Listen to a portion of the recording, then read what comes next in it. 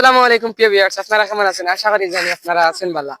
তো আই যাইছি আমি একটা উদ্দেশ্য লইয়া বাইরে গিয়া জানমু কদিন পরে তো কুফা ফিফা ওয়ার্ল্ড কাপ শুরু হয়ে যাব। তো বাইরে গিয়া জিজ্ঞাসেন বাইরের অনুভূতি কিলা না, ভাই কোন দলরে বেশি সাপোর্ট করে না বাইরে যাওয়া যাক ভাই। কি হোক ভাই চেন লাগাই দিক অসুবিধা নেই। কয়দিন বাদে তো ফিফা ওয়ার্ল্ড কাপ শুরু হয়ে যাব।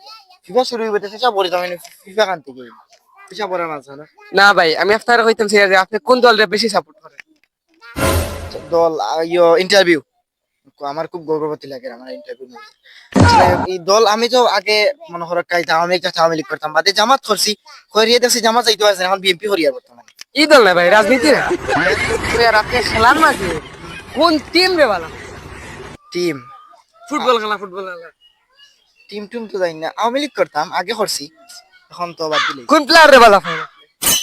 প্লেয়ার আচ্ছা ফুটবল খেলার আপনি মনে হয় ডোনাল্ড ট্রাম্পের খেলা, আমি তার খুব ভালো লাগে, তার ভালো একজন তার কত সুন্দর খেলা বললো ইয়া মাটল আমি গেলে মনে হয় ডোনাল্ড ট্রাম্পে তো খেলায় না, দেখতে পারতেন না ডোনাল্ড ট্রাম্পের খেলায় না ডোনাল্ড ট্রাম্পের।